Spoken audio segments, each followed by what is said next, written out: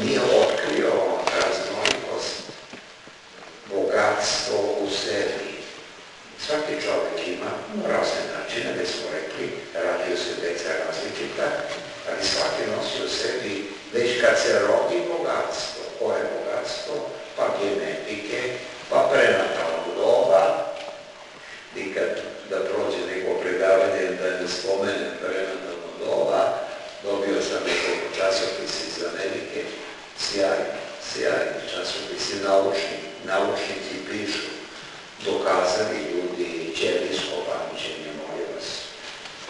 Dakle, ne treba nervni sistem, kako smo ranije učili, koji se tek formira prvi godina i oformi se tek na kraju treće godine, pa onda tobož počinju pamćenja naša, a ono dete sa 2 godine pamti, sad ako ćete po znacima navoda, ali pamti šta je bilo kad imalo 1 godinu.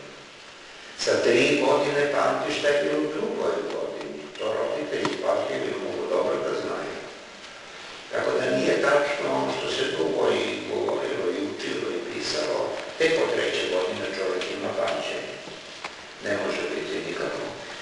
Prenatalno doba, ćelijsko pamćenje, ne treba nervni sistem.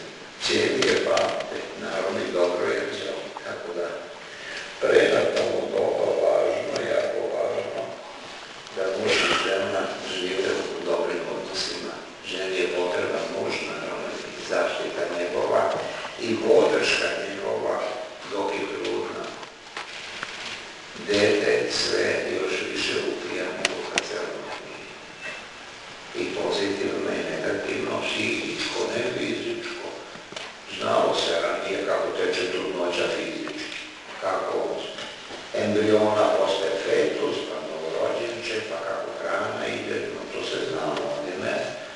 Majčina osjećanja prelaze na dete, a majka je osjetljiva na muževljivo osjećanje. Pa ako muž gunđak, što je uopšte zatrudnela, ili ambivalentan prema trudnoći, on pojačava ambivalenciju majke. Sve je više danas u svijetu zapadnoevropskom, pazite, ne govori nikako ni o Aziji, ni o islamu. Sve je više žena u zapadnoevropskoj civilizaciji koje su ambivalentne u pogledu rađanja. Priču sam vam, a možda i nisam, velika studija pre nekoliko godina, austrijsko-nemačka, navode oko 900 majki, pa su našli, ne znam u koliko procentu, takozvanu katastrofalnu majku, koja ni svesno ni nesvesno ne želi dete, a ipak ga nosi i rodi. Pa onda idealnu majku, koja i svesno i nesvesno hoće dete, i najveći procenat su ambivalentne majke. To danas već uveliko znamo, ne treba dokazivati mnogo. I hrišćanska žena koja se udala i ima muža koja cede hrišćanima, pa može, ne može dete, pa nemamo uslova. Nemamo uslova, kako muslimanima nisu potrebni uslovi, reći ćete, pa nisu im potrebni kad su necivilizovani. A mi civilizovani, a da li smo i kulturni ako smo civilizovani, nije to slučaj uvijek. Ne može se više mnogo dece imati, kako su nekad imale srpske porodice, patrijarhalne, siromašne, čak i više siromašne. Pa to se i danas zna. Siromašne porodice imaju više dece. Bogati postaju okoli, naravna stvar. Pa to je muka s tom decom, šta će s njom da se radi? Pa lepo živjeti ovako, šta će sa tom decom? Pa ste, ja nemam dece, ja znam šta govorim i pazim šta govorim, ali Srbija opada natalitet. Opada i u Evropi, ako nam je tolika uteha. A neko bi rekao, pa gdje ste uteha? U Nemačkoj opada natalitet koja je imala vekovima najveći natalitet u Evropi. Nije dobar znak, a nije dobar znak ne za Nemačku i Srbiju, nego za zapadno evropsku civilizaciju.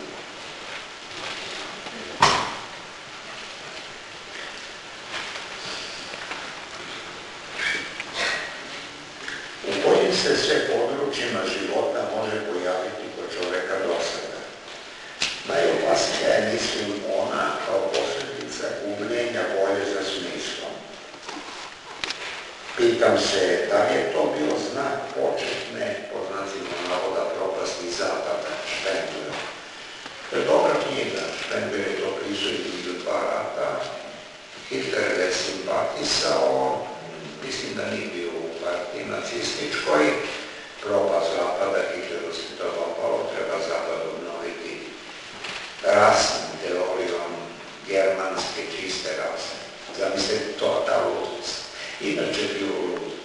Ali dve ideje, jedna da treba Jevreje do kraja uništiti, gdje god se nađe, jedna luda ideja, i druga ideja o Germanima kao čistoj rasi. Čista rasa ljudi, pa zar mu nije mogo neki tu naučnik, neka je čak i nacista bio, da mu kaže, pa možda mu je rekao, ali ludom čoveku, ne možete ništa govoriti, njegova je sumanutost takva bila. Tako da je pretraživao Jevreje koji su davno prešli u protestantizam ili rimokatolicizam, već pradeda, čuku deda u Njemačkoj, pa je tamo iz treće, četvrte generacije izvlačio Nemce koji su zaboravili da su bili Jevreji, da bi ih i na taj način uništavali. Pričao sam, ne znam se ko je bio Luči, Stalin, naravno, je bio također veoma bolestan od paranoja. Ludilo sumnje i ludilo prodarenja. Propast zapada, malo patetičan naslov, ali dobra knjiga Špenglerova i posle drugog rata obnovljena ta knjiga. Znate zašto između ostalog toga? Što je Špengler već onda video i napisao što bude više rasla civilizacija, to je pre svega tehnika, nauka, način života, standard čuveni, to će kultura sve više opadati. I kad bude civilizacija došla do vrha, taj vrh može da traje. Naravno, neće Evropa i Zapad propasti sutra. To su opet neki tako naši, a i neke ideje samo da je ugrožena zapadna evropska civilizacija, pre svega natalitetom, a onda i okološću. Eto ga Bereškovski govor. Okolost velika, Božan čovjek, nauka će rešiti sva pitanja. Vidite, to je slično bilo kad on je bio veliki uspon nauke u 19. veku, a onda su se nekako priprali malo i naučnici, pa i ljudi u Evropi, pa nije sve samo da će nauka rešiti.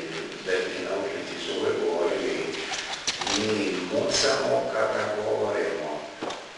To je rekao i Einstein, pišemo po Božijim linijama krivudelom. Sad je opet neko bilo verno, lajtovalo ono što sam nisam dovršio kad sam rekao ima Boga, nema Boga.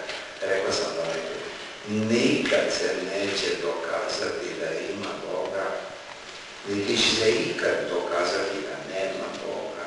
I onda šta? Zaključak vera. Pa vera.